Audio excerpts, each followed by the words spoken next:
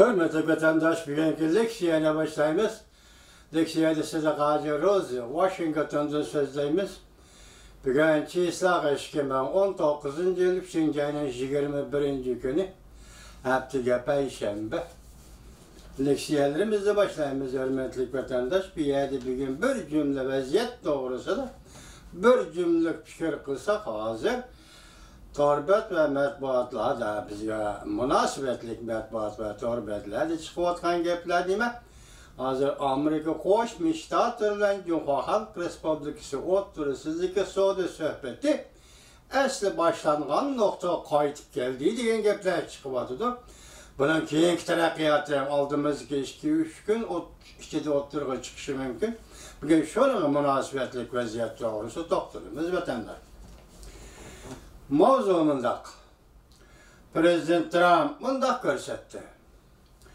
Jungo bilan yaxshi savdo kelishimi imzolashimiz kerak.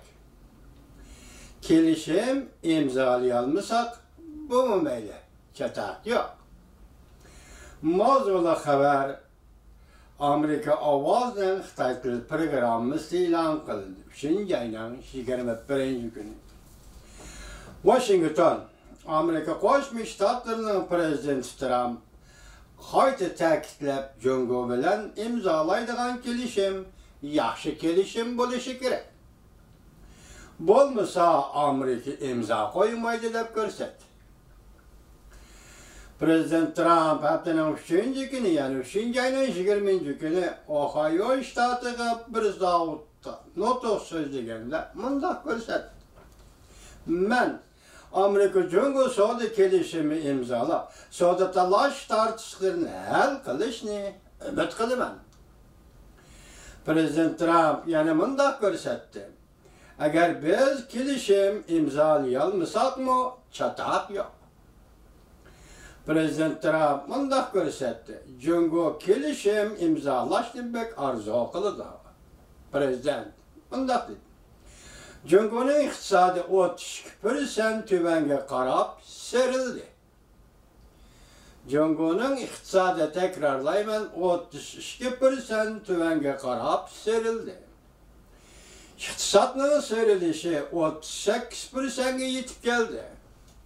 Iqtisodning serilishi 38%ga yetib keldi.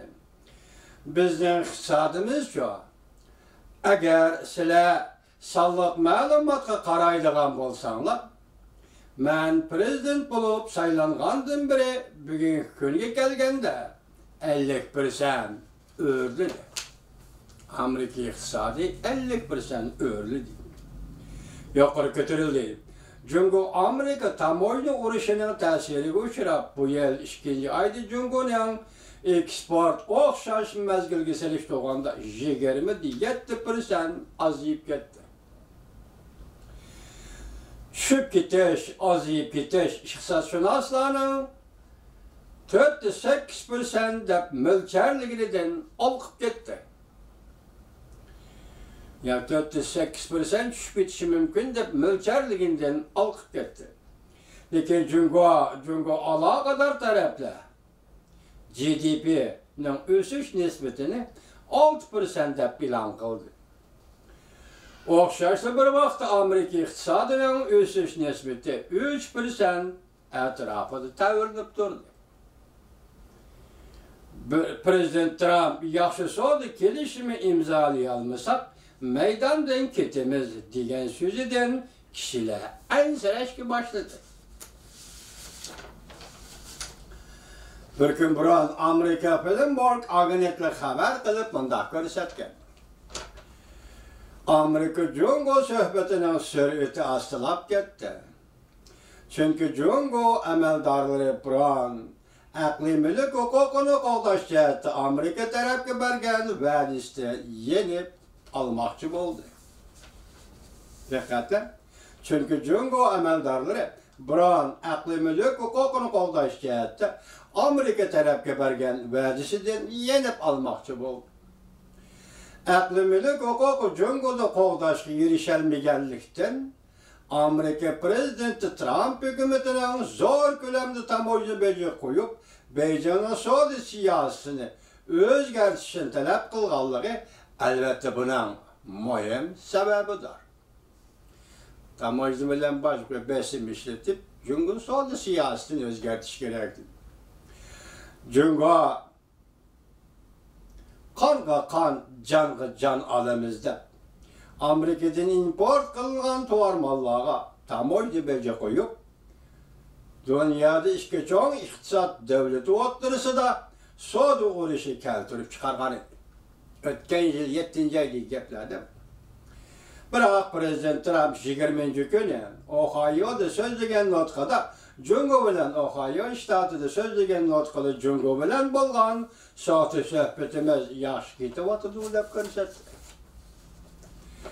Amerika Koşmuş Ştatlarından Saudi Vekili Leitzer ve Maliye Ministeri bunun için kiler hep de Beijing'e ziyaret vardı. Cungo'nun Mağun Veziri Liuhu bilen söhbet ötküzüdür.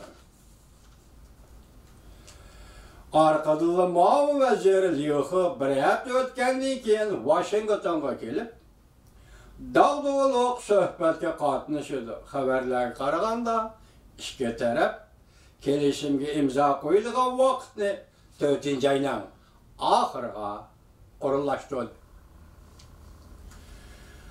Çünkü Saudi Ministerliği 3. ayının 21. günü işki devlet emeldarlarının öz ara ziyaret kılıdığı. Doğrusudaki haber ilan kıldı. Bayanatçı Kaup'un mundak dedi. Çünkü Amerika işki taraf Leitzer ve bunun için 3. ayının 28. 29. yılları Beijing'e yetip gelip çünkü emeldarları bilen 8. katımlık çünkü Amerika iktisat söhbeti ötküzdüğün bol dedim. Liuhu 4. ayda Washington'a gelip 4. katımlık yukarı dercekler söhbete katmışlar.